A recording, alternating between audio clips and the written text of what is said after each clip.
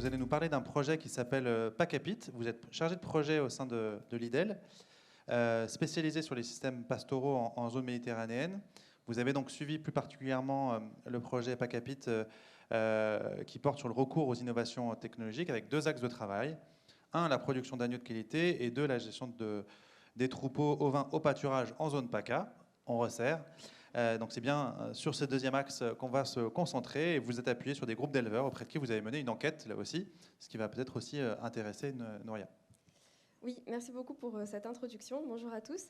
Donc en effet, je vais vous parler du coup du projet Pacapit. Donc on a mené des enquêtes en fait auprès d'un groupe d'éleveurs pour connaître quels étaient leurs besoins de manière générale sur l'exploitation et du coup pouvoir après identifier des technologies qui pouvaient venir répondre à ce besoin-là. Et donc dans le cadre de ce groupe de travail qui était gérer le troupeau sur parcours, on a identifié 6 technologies qui pouvaient venir répondre à leurs besoins. Donc il y en a 4 qui sont en gras, que je vais détailler que je vais approfondir dans la suite de la présentation, et puis 2 que je vais vous expliquer en quelques mots, parce que voilà, le temps est compté, donc on va essayer d'être efficace. Donc il y avait les réseaux, les capteurs GPS, les drones et le logiciel Oviclick. Et ensuite, il y avait donc la surveillance automatique des clôtures et les capteurs de niveau d'abreuvoir. Donc la surveillance automatique des clôtures, en fait, il y avait plusieurs technologies. La première permet de vérifier qu'il y ait bien du courant qui passe dans la clôture, donc avec un simple voltmètre ou ampèremètre. C'est quelque chose qui a très bien fonctionné. Il y avait aussi du coup un boîtier avec un bouton on et un bouton off qui permettait en fait de venir se mettre sur le fil de la clôture et en fait d'activer ou de désactiver le courant sans avoir forcément à aller jusqu'au générateur. Ça a un petit peu moins bien fonctionné sur les clôtures mobiles. Et le dernier, c'est un boîtier qui permet d'alerter, d'envoyer une notification SMS à l'éleveur en cas de dysfonctionnement de la clôture. Bon, voilà, les résultats étaient aussi un petit peu mitigés.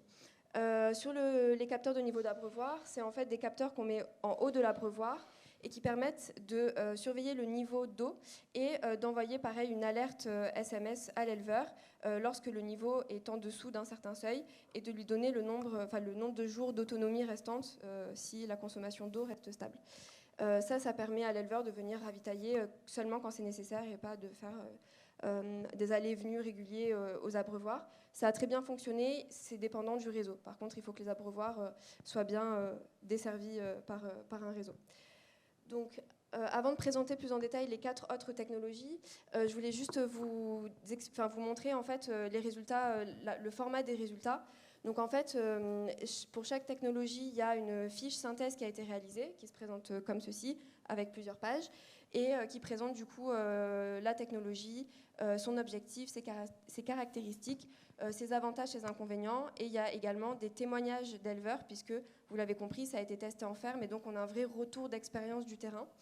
Voilà. Et il y a donc on n'est pas que sur une approche quantitative de relever on va dire, du niveau d'équipement, on est véritablement sur des enquêtes qualitatives où vous êtes intéressé à l'usage effectif par les éleveurs. C'est exactement ça. Voilà. Et donc c'est pour ça qu'on a ces témoignages-là. Et on a aussi réalisé des vidéos sur certaines de ces technologies. Et donc toutes les sources sont dans ces fiches-là. Donc la première technologie qui est incontournable, c'est le réseau, puisque comme le disait Laurent ce matin, c'est le nerf de la guerre, puisque la plupart des technologies en fait fonctionnent si elles peuvent être connectées à un réseau. Donc il y a trois grandes familles de réseaux que je vous ai mis dans le petit tableau qui se trouve sur votre gauche. Donc il y a les réseaux Wi-Fi, Bluetooth, qui malheureusement ne correspondent pas très bien aux besoins des éleveurs. On a les réseaux cellulaires, donc c'est 2G, 3G, 4G, 5G, qui également n'ont pas été identifiés comme répondant aux besoins des éleveurs. Et enfin, il y a la famille de réseaux, donc ce qu'ils appellent les LP1, avec LoRa, Sigfox, NB-IoT et LTEM, qui sont des réseaux qui correspondent déjà mieux aux besoins des éleveurs. C'est-à-dire qu'ils ont en fait une bonne portée, donc ils peuvent être utilisés même en étant à une distance assez éloignée.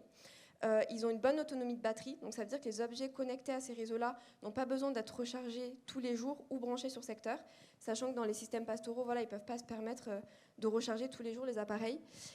Par contre, ils n'ont pas un très bon débit, mais ce n'est pas très grave parce qu'en fait, les données dont les éleveurs ont besoin ne sont pas très volumineuses et donc peuvent facilement circuler via ces réseaux-là. Charlotte, pour autant, moi je suis éleveur ovin. Est-ce que je me dis... Est-ce que c'est à moi de me dire quel réseau je vais choisir et comment je vais organiser tout ça ? On est d'accord, embarqué dans la technologie que j'achète ? Exactement. Le réseau est embarqué dans la technologie. Par contre, il faut vérifier la compatibilité. C'est-à-dire qu'il faut s'assurer que la technologie qu'on utilise soit bien couverte par le réseau qui se trouve sur notre territoire. C'est ça. Voilà.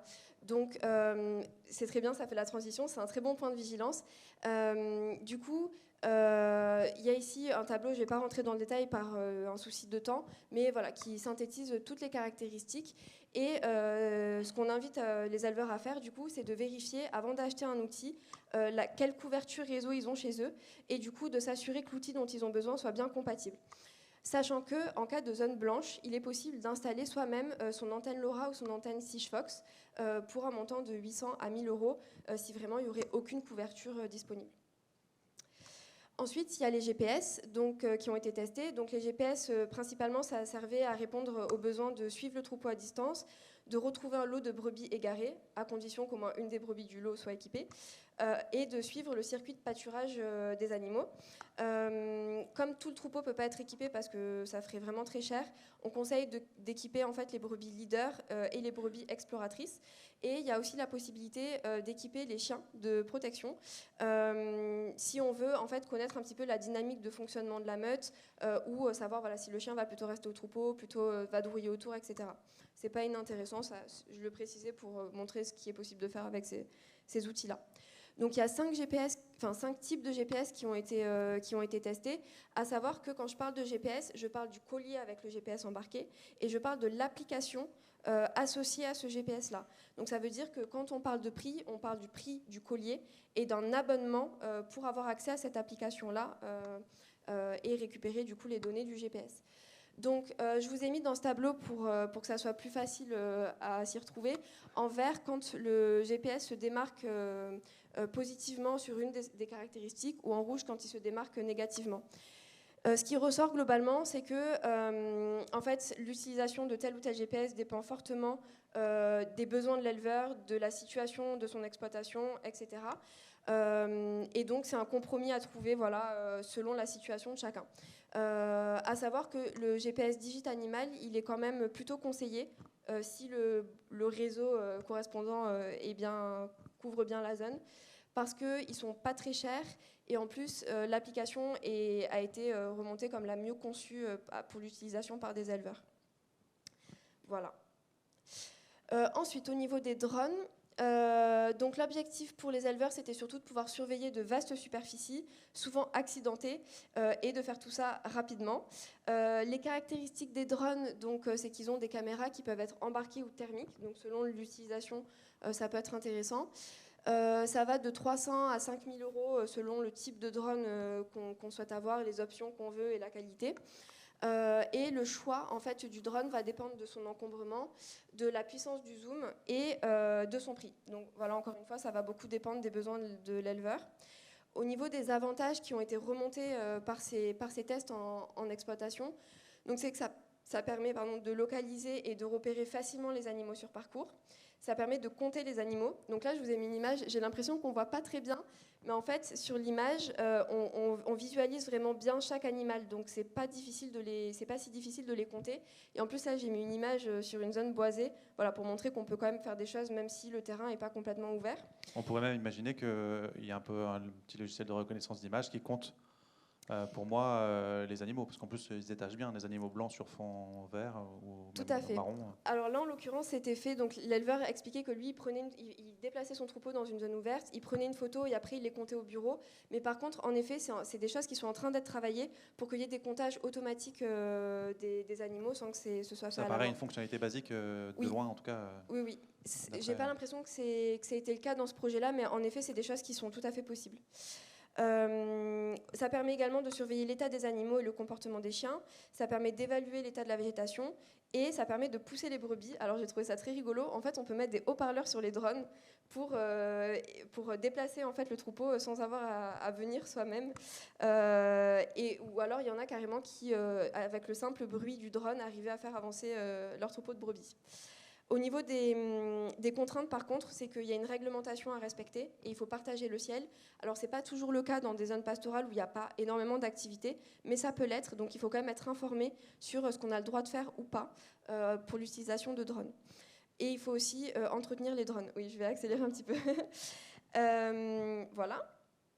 Et enfin, il y a le logiciel Oviclick. Donc en fait, ça c'est un logiciel qui permet d'optimiser, de simplifier la gestion du troupeau. Donc en fait, c'est un logiciel qui se met sur ordinateur ou sur téléphone. Je précise Android pour le moment. Ça fonctionne sans réseau. Les données sont stockées sur un serveur à distance, donc il n'y a pas de souci de synchronisation selon les opérateurs, etc. Et ça va de 120 à 280 € selon les options choisies par l'éleveur. Donc en fait, je vous ai mis les 4 options pour bien comprendre ce que ça comprend. Donc la première option, c'est Oviclick Portail. Et en fait, ça permet d'avoir une gestion simplifiée des entrées et sorties d'animaux. Donc en fait, il faut prendre avec son bâton de lecture, on va scanner du coup les boucles des animaux au moment où ils rentrent, où ils sortent par exemple de la bergerie pour aller au pâturage. Et en fait, tout va se mettre dans le logiciel. Et du coup, c'est assez automatisé et ça va beaucoup plus vite.